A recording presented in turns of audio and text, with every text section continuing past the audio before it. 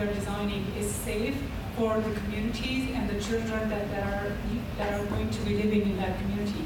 Designing a mall, for example, schools, community centers, a police officer sits at those tables in order to design that city. So my personal experience is that I was posted in Vancouver, BC, and as a unit commander, I was invited to sit with the City Hall to design a school community center with a school and a mall attached to it.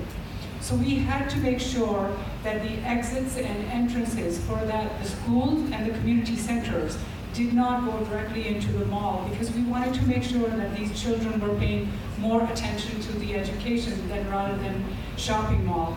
We wanted to make sure the businesses that were going to be licensed to be working in that mall or surrounding that area did not have any component where they could misuse or abuse children.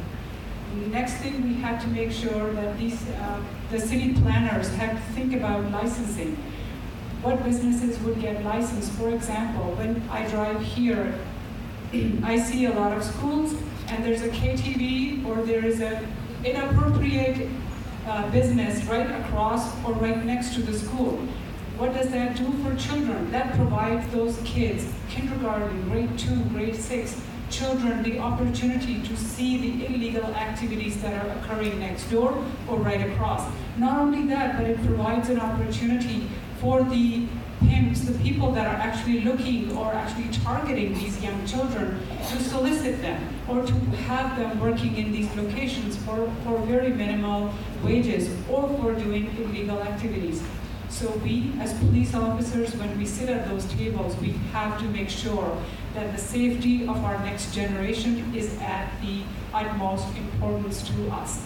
So I was able to assist my community in designing a school, a community center, and a mall. And next to the area, which was a highly dense, highly populated, 60 high-rise buildings, where there was a crime-ridden communities living in that area. So we also had to make sure that that crime would not actually spread into the mall or into the school or into the community center. So you have to look at the 4 aspects of that, which are basically the natural access control of those buildings.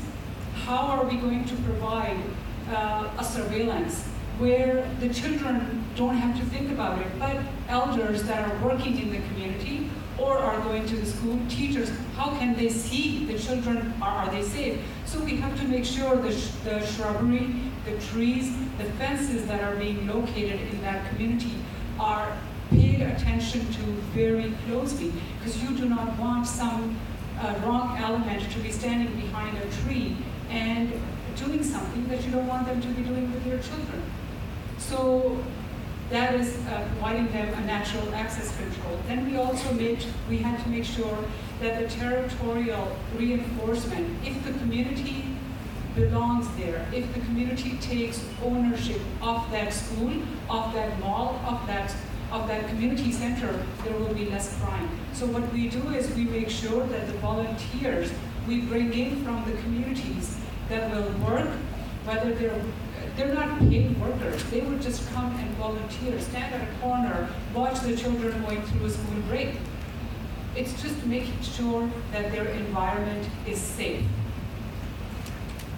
We also had to make sure that the city planners and the engineers were on site with us so that we could make sure that the maintenance of those areas were kept alive, making sure that the shrubbery was not going to grow out of control, the trees were not going to grow so big that the children cannot be safe.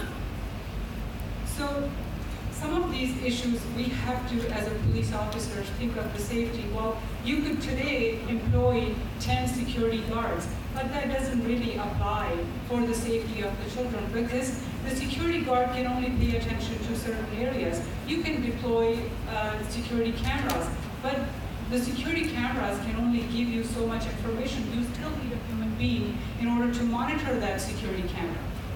So how are you going to sift through all that information? But if you put that onus on your community that you're living in, it will be fruitful, and it is also beneficial for your next generation, because your generation next to you believes that you are concerned about their safety. So it becomes a community effort.